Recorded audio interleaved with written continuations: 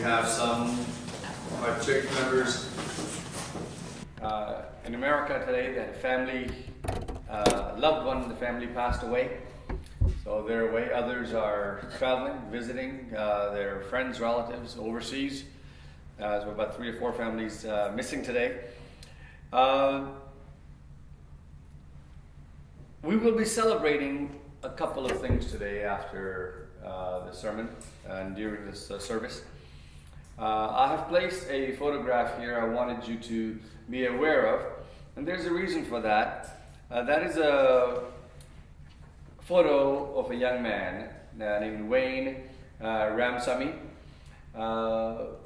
We will be acknowledging 1 year anniversary of his passing today. He passed away at the age of 25. We will talk more about him in just a little while, but I wanted to put the picture there so as you're coming up for communion, we can take a look at the photo.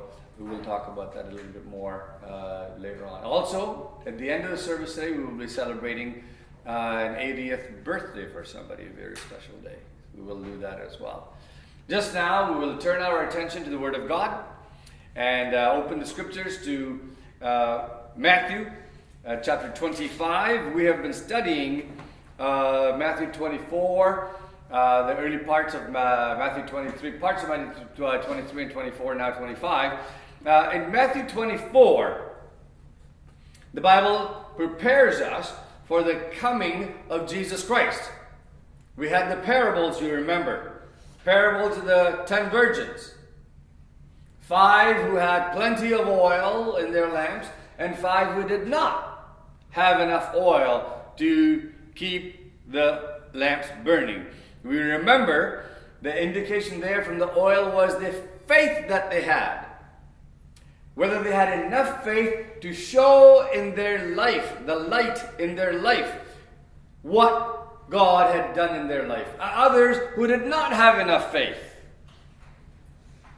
And as a result, their life did not project the light of God in their lives.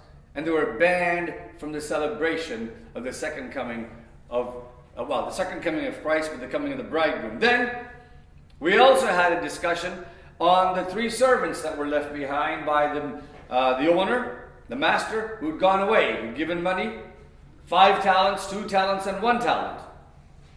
All those parables are in preparing the people of Jesus Christ, those that were listening to him, to remind them that a time is coming when the bridegroom will come, when the master will come and begin to ask questions and see who is prepared and who is not prepared.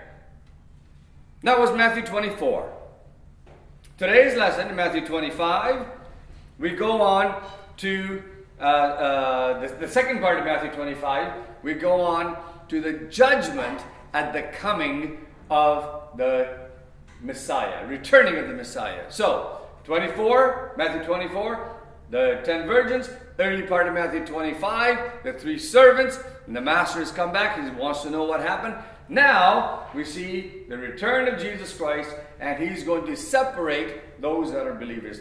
Now, let's go back and study. When the Son of Man comes in his glory, and all the angels will be with him, sit on the right, on his throne in the glory, all the nations will be gathered before him, and he will separate the people one from another as a shepherd separates a sheep from the goats. He will put the sheep on his right hand and the goats on his left hand. Now, what do we see here with the sheep and the goats? When he returns, and there we see on the meadows the sheep and the goat. Do we see that all the sheep are grazing in the one side and the goats are all grazing in the other side? Is that what we see? What do we see? They're all grazing all together. In the times of Jesus Christ, the shepherds, and by the way, the Jews were well-known shepherds. Even other nations saw them as shepherds, and not just agriculturists, but also shepherds. And in fact, way before their enslavement in Egypt, they were known as shepherds. And part of their enslavement in Egypt had to do with the conflict between shepherds and the kingdom of Egypt. Well, we'll study that another day. So when Jesus is talking about the sheep and the goats, the Jews understand very well what he's talking about, because their sheep and the goats used to graze together. And then the shepherds would each call at the end of the day, and the goats would follow each shepherd, and the sheep would follow their own shepherd. So they were all together. Now, here comes a judge. Here comes Jesus Christ, the master of the entire earth. We're told what? How many nations will be gathered? All nations will be gathered there. And will all the sheep and the goat be separated? No. On this earth that we call, that God calls, he sees this earth as a subsistence of the humanity. This is the meadows on which we all graze. On a smaller scale, you can take that down from the world to the churches. Even within the churches, the sheep and the goat are together. When the master comes back, when the judge comes back, when the Messiah comes back, he then begins to divide the sheep and the goat.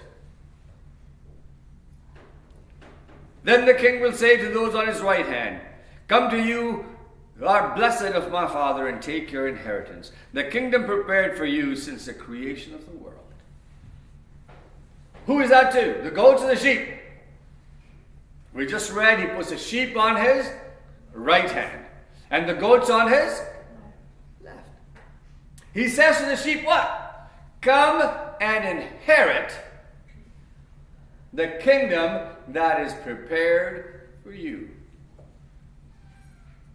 In biblical times, sheep were known to be more submissive, and they would follow easily. They're not that keen on fighting. I don't know if you guys have ever had any sheep or goat around you. Have you? When I was a kid, I'm talking about kid in India, not here. And we lived in a city called Bhopal. My father was a pastor there, and that was also the headquarters for, at that time, Central India. My father was the president of the Central India Seventh-day Adventist Church. So several states included in that, but it was located in Bhopal. And I was a little kid. And there, the city of Bhopal is mostly Muslim. And they raise a lot of goats because they butcher a lot of goats for meat. And goats are not only on farms but also in the city. And we would have fun. And goats, especially male goats, they love fighting. I don't know if you've ever known that. You could be walking by, the goat would come from the back and just hit you right in the thigh. You get nailed right by it. It's kind of comical, but it hurts. But as a kid, we used to tease the goats, and we would take and grab them by the head and push them back. If you once do that, that goat loves the fight. You push him back, he'll come back at you, stand up on his hind legs, and go boom, come down. And the key here was to grab his head as he's coming down. If not, he's going to get you. Tough. With a sheep, you can try that all you want, they just run off. They don't want to fight. Unless you get into a real mean, nasty ram, then there's no bets. The sheep in this passage are known to be good followers of God. Those who are inherently gentle and good. And he says, come into the kingdom, which has been prepared for you since when? Since the beginning of creation. We ought to know that God has a plan for every person. He has a provision for every person. And the provision for the sheep is what? Those that follow the will of God, the provision that he has made is a kingdom that is prepared for you. He says, come and inherit. Then, for I was hungry, and you gave me something to eat. I was thirsty, and you gave me something to drink. I was a stranger, and you invited me in. I needed clothes, and you clothed me. I was sick, and you looked after me. I was in prison, and you came to visit me. Then the righteous will answer, Lord, when did we see you hungry and feed you, or thirsty and give you something to drink? And when did we see you a stranger and invite you in, or needing clothes and clothe you? When did we see you sick or in prison and go and visit you? Do you know, even today, there are great discussions among Protestants. I'm not talking about Catholics, I'm talking about Protestants who argue and debate whether God is going to judge me at the time of judgment by my good works. Am I going to gain salvation by my good works, or am I going to gain salvation because of the good works of Jesus Christ? What is going to be the source of my salvation? And this is the question over here as well. The entire Reformation was about this question. This is where it started. Do we gain salvation because of our good works? Or do we gain salvation because of our faith in Jesus Christ and because of His good works? Now the question comes up, if it's because it's the good works of Jesus Christ and not my good works, why and how then is this group being judged by their works? Is that a reasonable question? If our works are not being judged, why is the judge coming here and saying, you didn't do good works, you didn't feed me, you didn't clothe me, you didn't invite me in? He's judging works, not just faith. And then you go on to the second portion, when he says to the others, depart from me, you who are cursed, into eternal fire. Why? Because you did not do the good works. And they're like, what do you mean we didn't do the good works? We did. What do you mean we didn't do the good works? We did. When did we not see you? And when did we not feed you? When we did not clothe you? When did we not invite you in?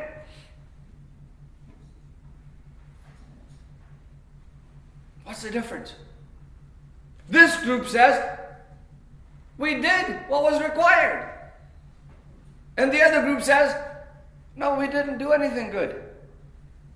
We didn't do anything good. What happens in our lives when we do something good for somebody and then we pat ourselves in the back about it, and we know without a doubt that, oh, God is going to be happy with me now? I have been guilty of that myself.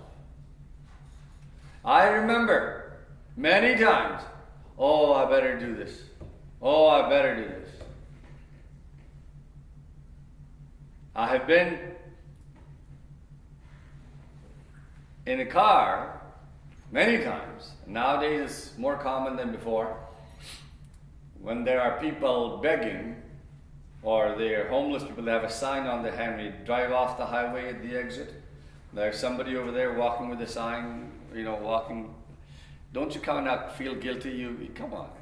You gotta give some money. I have been in a car where people say, you better give this. People not of Christian faith, of a different faith. God will remember the goodness that you've done. Better give them. I remember I was with a pastor in quite a large congregation. And he was imploring the church to say, we should do at least one good thing every day. We should do at least one good thing every day. And he says, I have decided that every day I'm going to do at least one good thing. In fact, this is what I did yesterday. And after church, I said to my friend, we were good friends, we went to school together. I said to him, I have a little bit of a concern in what you said in church today. He says, what do you mean? He says, first of all, I told him that I don't think the Bible requires us to do one good thing every day. I think the Bible and God expects us to do good continuously, all day, every day. And number two, when we do these good things, God doesn't expect us to keep track of it. And number three, when we do something good and we tell everybody about it, we cancel the good that we did because we've already got the credit for it here, so we will not get any credit for it in heaven. The Bible tells us that. I said the greater problem I have is now I'm concerned about you. Because what do you mean by that? I said you have already taken credit for all the good you're going to do in the future. Because you told the whole congregation, I'm going to be doing good every day in the future. So you cancel all your goodness. What is the difference? One group says, we didn't do anything good. Another group says, we did. I'd like to suggest to you that when we do good things with the expectation of a reward, those things are not good at all. Why are they no good? Because we do it in order to receive something greater than what we are doing. We're doing something this big in order to get something that big, which is eternal life and paradise. We're adding up our little goodnesses with the expectation that God is going to say, you're so good. And we remember that goodness.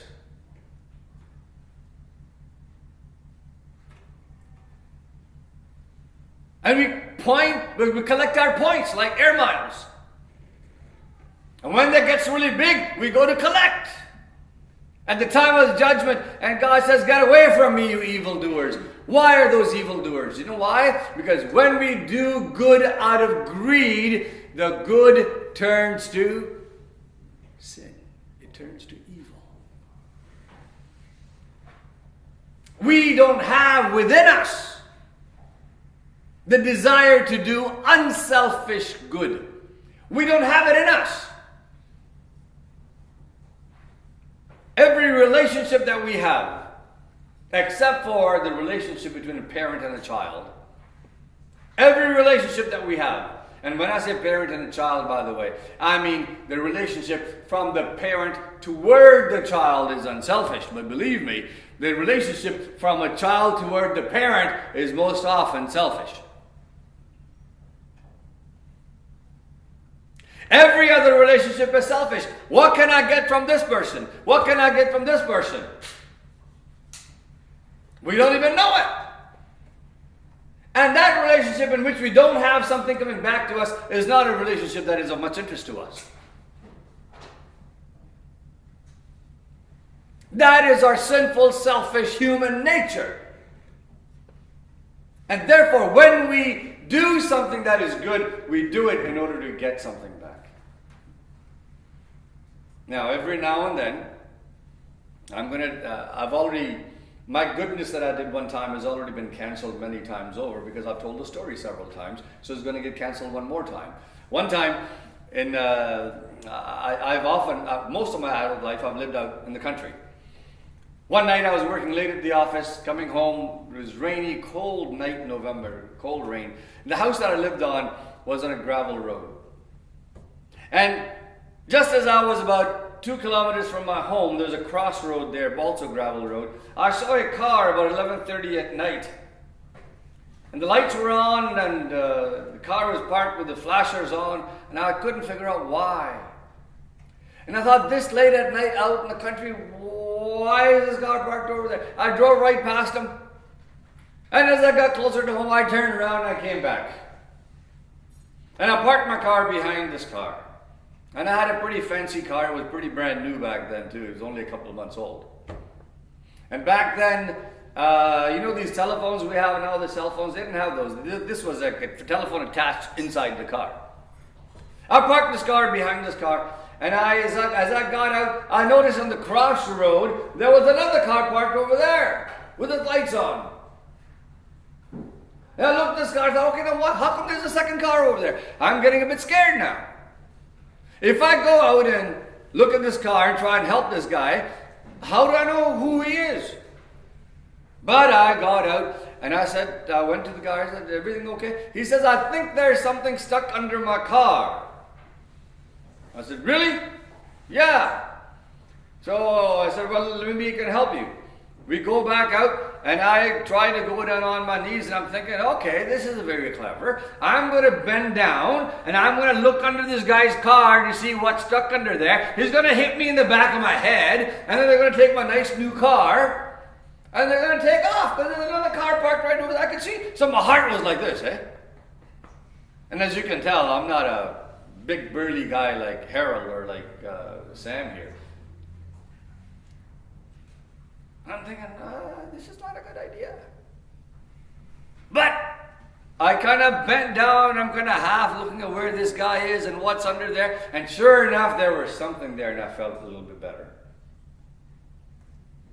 And this guy, I noticed, he was all wet.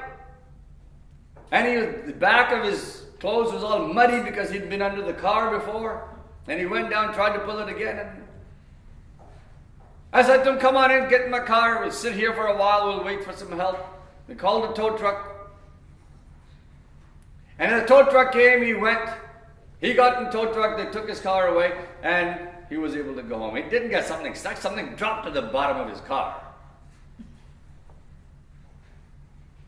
And as he left the car, my car, turned the door, opened the door, I could see in the light in the car that my seat was all full of mud.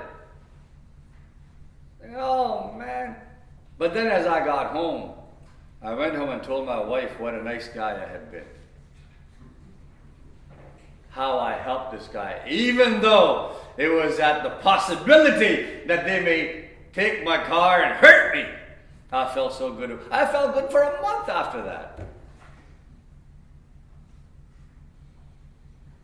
And this is not the only time I've told that story. I've told that story many times. And every time I tell it, it gets canceled. My goodness, got canceled again and again and again and again.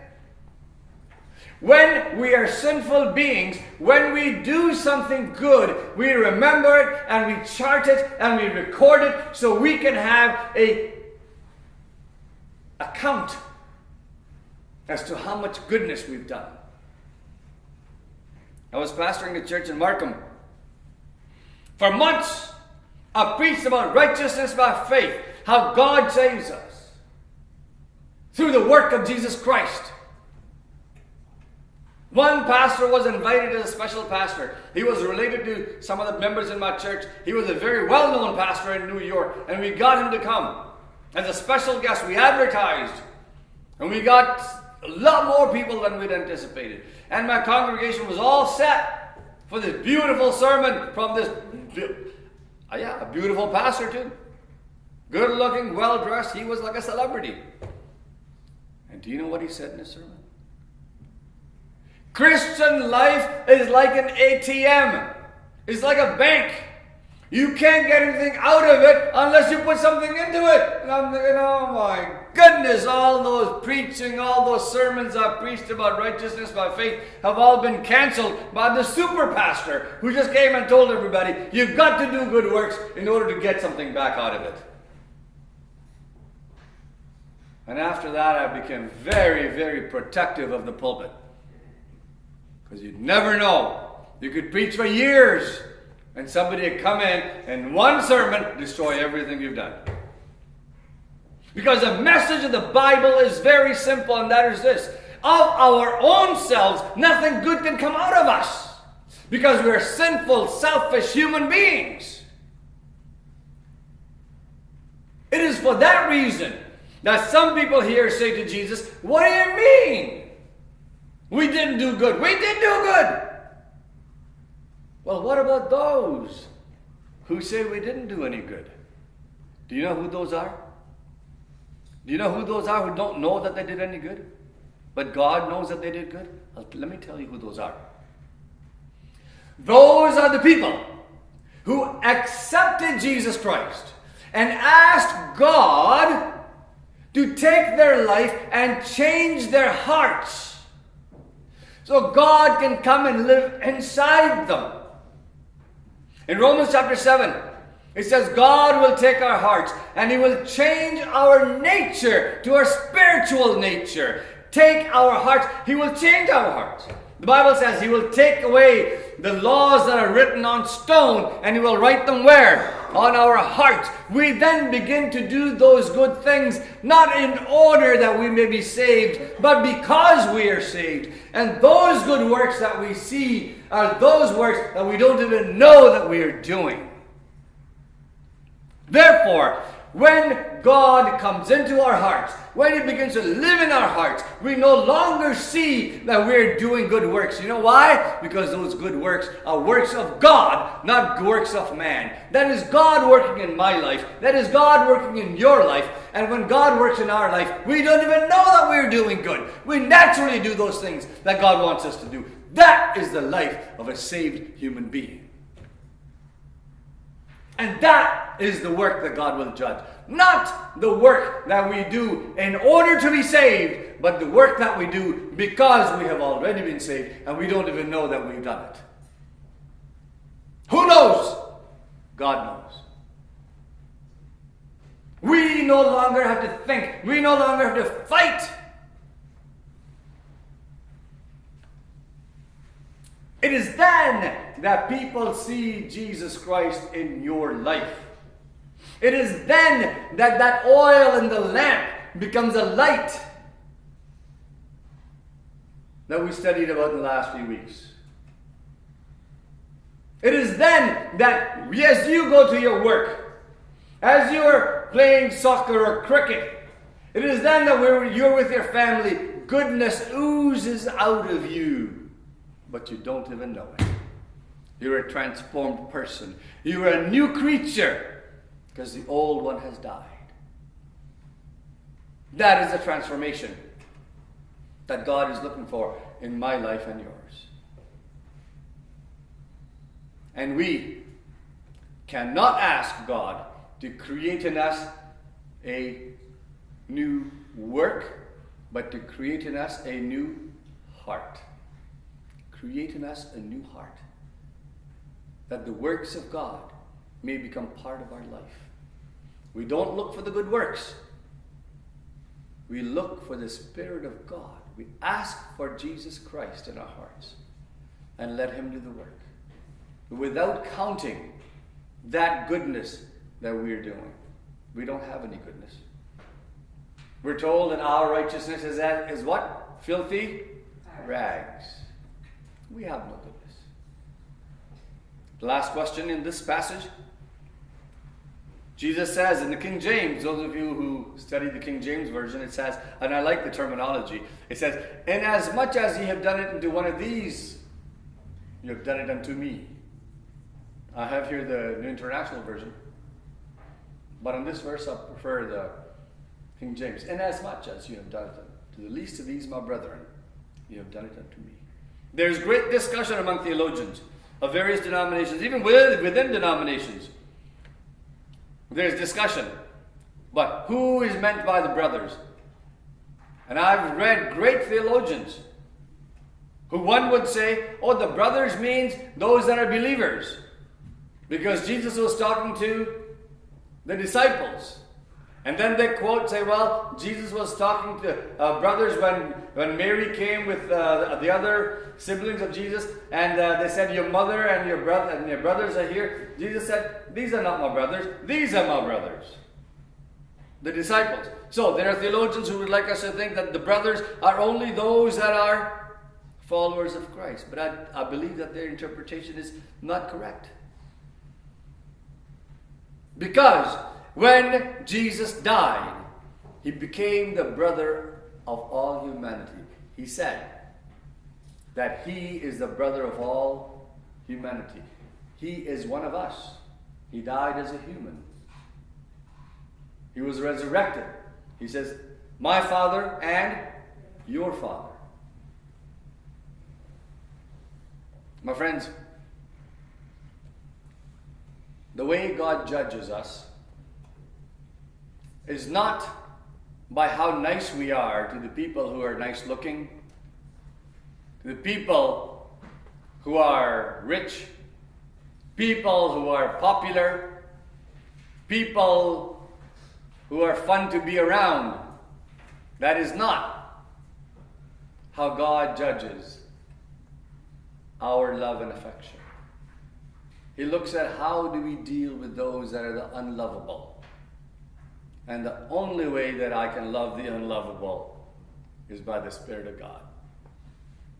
Because our human nature wants us to be with those who are popular, with those who are nice looking, with those who are rich, with those who are influential.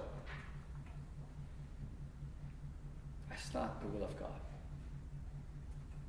And the only way we can transform that activity is by asking God to take our lives and to transform us. That we can be the sheep that follow Him and hear His voice. That when Jesus comes and He begins to separate the sheep from the goat, the only way we can be in the right group is if we ask God to take our lives and cover us with Jesus Christ, that we may be transformed to love the way Jesus loves. Amen.